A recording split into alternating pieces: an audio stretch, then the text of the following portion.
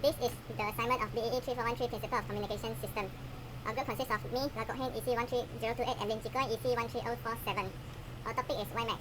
WiMAX is the acronym of Worldwide Interoperability for Microwave Access. WiMAX is the broadband wireless networks which are based on the IEEE 802.16 standard. It will send the broadband access service to residential as well as the customers in enterprise in an economical way.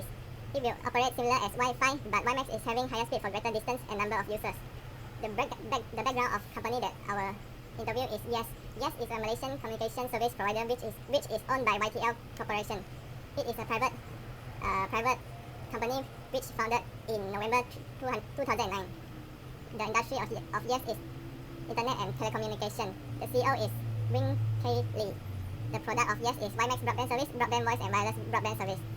Almost 85% of coverage of Peninsular Malaysia and constructed 4,200 base stations.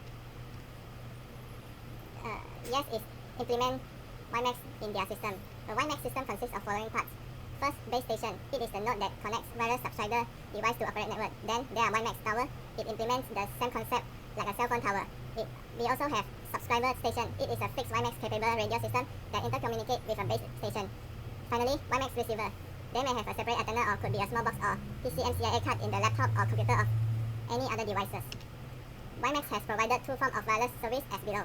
First, non-line to site service. Wi-Fi sort of service which a small antenna on the computer or other external radio device connect to the WiMAX tower. In this mode, WiMAX implements a lower frequency range from 2 GHz to 11 GHz. Second, line of sight. It is a sort of service where a fixed dish antenna points straight to the WiMAX tower from a rooftop. A higher frequency with range reaching 66 GHz of transmission is implemented since it is stronger and more stable. This is briefly how the WiMAX works. How about the modulation technique of WiMAX? WiMAX RF signal implements several techniques as below. First, OFDM, orthogonal frequency division multiplex technique. The signal comprises multiples of 128 carriers in a bandwidth that may range from 1.25 to 20 MHz and consists of 256 channels. 2. TDD, time division duplexing. It is wireless medium divided in time. It can separate the periods of time allocated for uplink channel and downlink channel. Only a single frequency channel is implemented. It only consists of half duplex. Third, FDD, frequency division duplexing. Uplink channel and downlink channel is separated in frequency. It consists of full duplex and also half duplex. However, it is less flexible than TDD. 4. Binary phase shift keying BPSK. It is a binary digital modulation bit, one bit for one modulation symbol. It is phase modulation which implements phase variation to encode bits. Each modulation symbol is equivalent to one phase. It uses two phases which are separated by 180 and so can also become 2 PSK.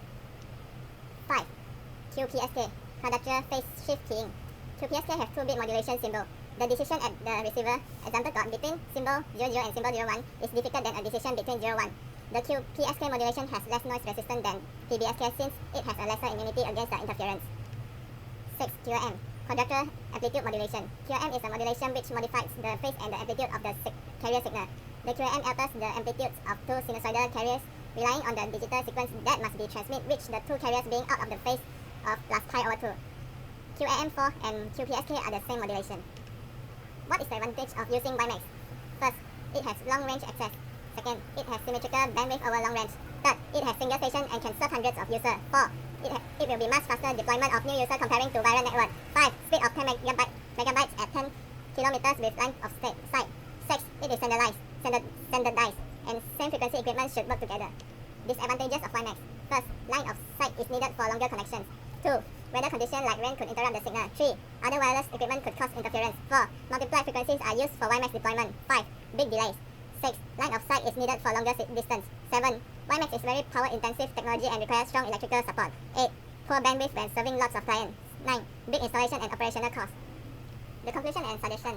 WiMAX offers benefits for wire line operators who want to provide last-mile access to residents and businesses, either to reduce costs in their own operating areas or as a way to enter new markets. The capital outlays for WiMAX equipment is less than 2G and 3G wireless network.